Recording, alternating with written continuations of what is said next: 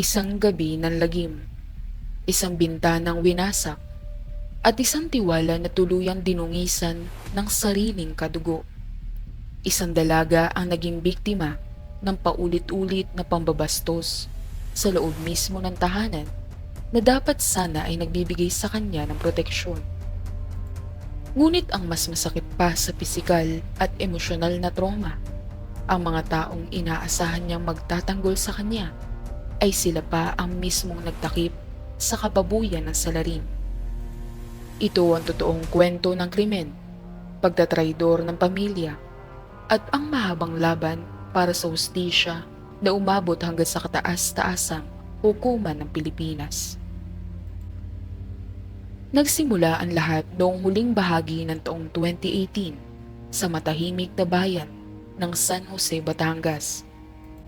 Ang 24 na taong gulang na si Marie Cris Santos ay pansamantalang naninirahan sa bahay ng kanyang kamag-anak habang inaayos ang kanyang mga dokumento para magtrabaho sa ibang bansa, sa bansang Dubai. Dahil ulila na sa ama at ina, ang kanyang tita na si Lucia ang nagsisilbing guardian niya. Ang CR o palikuran ng bahay ay hiwalay at nasa labas, katabi lang ng pangunahing istruktura na may dingding na yero at kahoy. Isang hapon, habang naliligo si Marie Cris, bigla siya nakaramdam ng malamig na kilabot. Nang lumingon siya sa isang maliit na siwang malapit sa yero ng pader, laking gulat niya nang makita ang dalawang mata na mariing nakasilip sa kanya. Hubad ang kanyang pang-itaas at tanging manipis na saplot lamang ang nasa ibaba. Sa takot at shock, napasigaw na malakas si Marie Cris. "May naninilip! Manyak!" Mabilis siyang nagtapis ng tuwalya at lumabas habang sumisigaw. Bagamat hindi niya nakita ang buong mukha dahil sa bilis ng pangyayari, alam ng kanyang kutob kung sino ang taong iyon.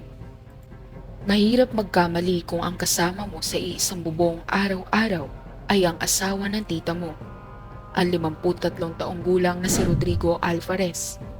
Dagdag pa sa kanyang hinala, bagamat walang tao sa sala, ang tricycle na pinapasada ni Rodrigo ay nakaparada lang sa gilid ng daan, isang patunay na hindi ito lumayo.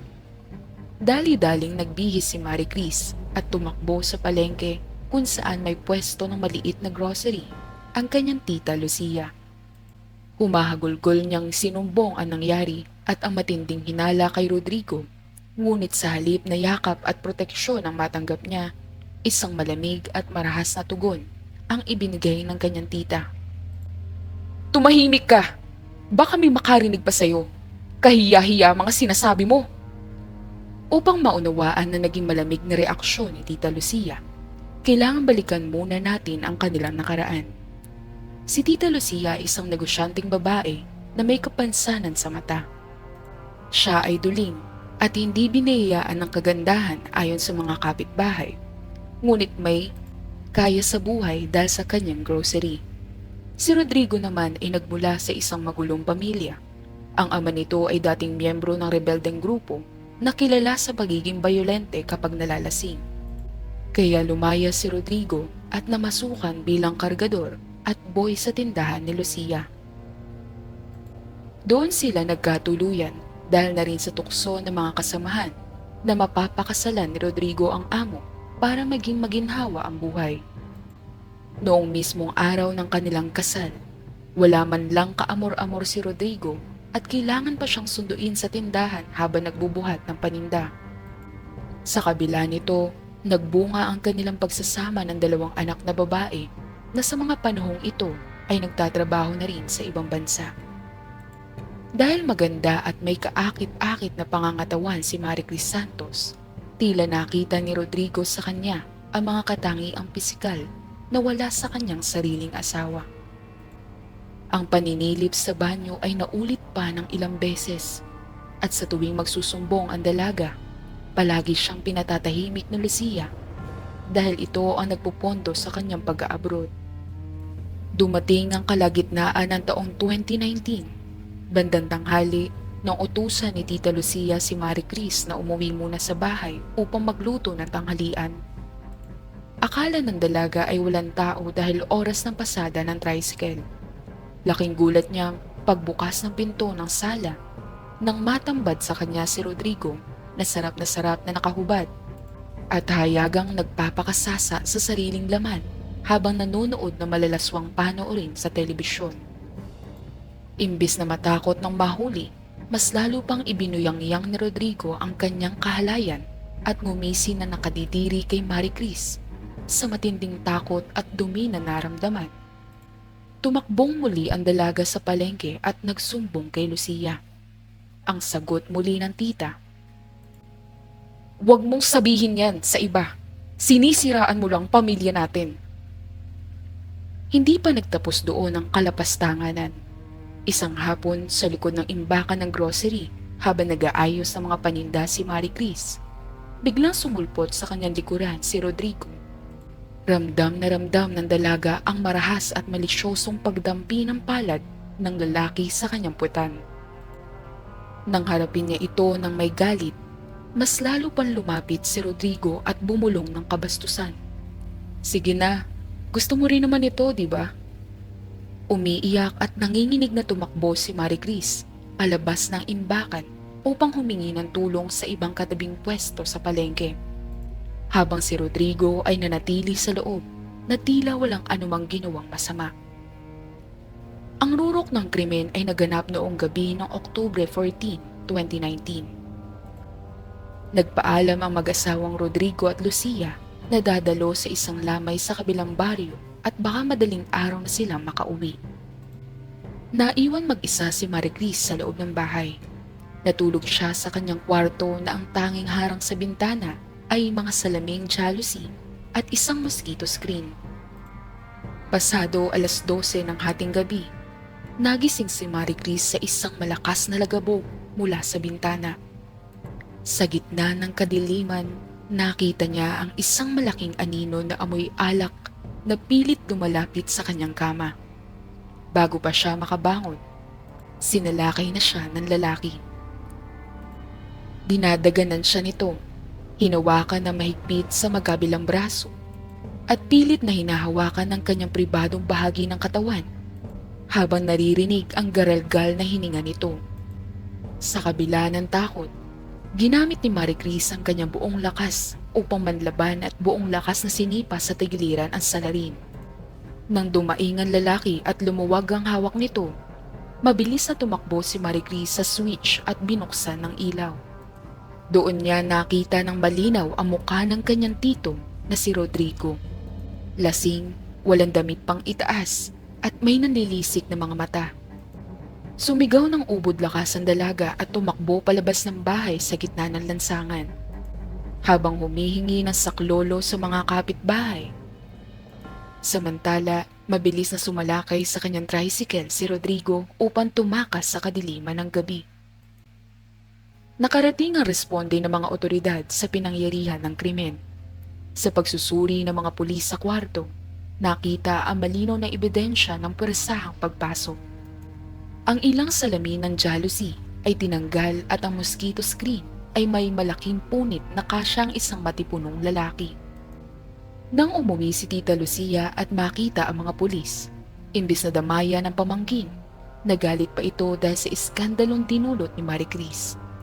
Ngunit ang balita ay mabilis na nakarating sa kabilang bayan kung saan nakatira ang kapatid ni Lucia at tito rin ng biktima, si Bernardo Sarmiento. Dahil sa galit sa ginawang kababuyan ng kanyang bayaw, agad na pumunta si Bernardo sa bahay ng mga Alvarez. Sinagip si Marie Chris at inalis ito sa poder ng malupit na tita. Sabi ni Bernardo, "Kung nandoon lang ako mismo ang papatay sa hayop na yan." Formal na isinampa ang kasong attempted rape laban kay Rodrigo. Gayunpaman, habang umuusad ang paunang investigasyon, si Rodrigo ay tuluyang nagtago at naging pugante sa batas. Sa panahong ito, ginamit ni Lucia ang lahat ng emosyonal na manipulasyon laban sa biktima. Pinuntahan niya si Marie Chris, nagmakaawa at isinumbat ang lahat ng perang nagastos sa pag-aayos ng papel papuntang Dubai. Dahil sa takot, matinding pressure ng pamilya at kagustuhang makalayo na sa impyernong dinaranas. Napilitan si Marie Chris na lumagda sa isang affidavit of desistance o pag-urong ng kaso bago matapos ang taong 2019. Umalis ang dalaga patungong Dubai na may bitbit na malaking sugat sa puso, habang si Rodrigo ay muling lumitaw at bumalik sa kanilang bahay na tila walang nangyari. Akala ni na Rodrigo at Lucia ay tapos na ang lahat dahil lamang sa pag-urong ng biktima. Ngunit ang batas sa Pilipinas hinggil sa mga krimen laban sa kapurihan at karahasan sa mga kababaihan ay hindi nakadepende lamang sa kagustuhan ng biktima kapag ang kaso ay nilitis na ng Estado. Dahil sa determinasyon ng mga pampublikong taga-usig at sa tulong na rin ng paninindigan ni Bernardo noong mga unang bahagi, ang kaso ay tinuloy ng gobyerno sa ngalan ng Republika ng Pilipinas. Matapos ang ilang taon na pagtatago at pag-iwas sa batas, sa tulong ng mga bagong warrant na inilabas ng korte, si Rodrigo ay formal na naaresto at hinarap ang paglilitis sa Regional Trial Court. Sa kabila ng depensa ng salarin na ang insidente ay gawa-gawa lamang at may pirmadong pag-urong ang biktima, nanatiling matibay ang ebidensya ng Estado, ang testimonya ng mga kapitbahay, ang ulat ng pulisya ukol sa nawasak na bintana, at ang naunang sinumpaang salaysay ng biktima bago ito umalis ng bansa. Ayon sa naging pinal na desisyon ng korte, ang pag-urong o desistance ng isang biktima ng panggagahasa o pagtatangkang panggagahasa ay hindi otomatikong nagpapawalang bisa sa kasong kriminal, lalo na kung malinaw na ito ay ginawa dahil sa pananakot, panunumbat o manipulasyon ng pamilya. Ang krimen ng panggagahasa at pagtatangkang panggagahasa ay itinuturing na krimen laban sa Estado at sa publiko. Sa hatol na ibinaba ng korte na kinatigan din ng mga serya ng apela, si Rodrigo ay napatunayang guilty beyond reasonable doubt sa krimeng attempted rape sa ilalim ng Revised Penal Code ng Pilipinas. Ang naging pinal na hatol ng korte laban kay Rodrigo ay ang mga sumusunod. Una ay ang parusang pagkakakulong. Siya ay natulan ng parusang prison mayor sa itsura ng indeterminadong batas ng parusa na may kabuuang 6 na taon at 1 araw hanggang 10 taon na pagkakakulong sa pambansang bilibid. Ikalawa ay ang kabyaran at pinsala o damages. Inutusan ng korte si Rodrigo na magbayad sa biktima si Marie Chris ng halagang 50,000 pesos bilang civil indemnity at 50,000 pesos bilang moral damages at 50,000 pesos bilang exemplary damages na may dagdag na 6% interes kada taon mula sa araw na pinal na desisyon. Ang kwentong ito ay isang malaking babala sa lahat na ang hustisya ay maaaring magtagal. Ngunit sa ilalim ng tamang pagpapatupad ng batas, ang mga nagkakasala ay tiyak na papanagutin ng ating lipunan. Hindi kayang burahin ng pera, ng utang na loob o ng maling pagtatakip ng pamilya sa dumi at bigat ng isang krimen. Si Rodrigo ay kasalukuyan ang nagdurusa sa likod ng mga malamig na rehas, isang patunay na walang lihim na hindi nabubunyag, at walang krimen na hindi nasingil ng hustisya.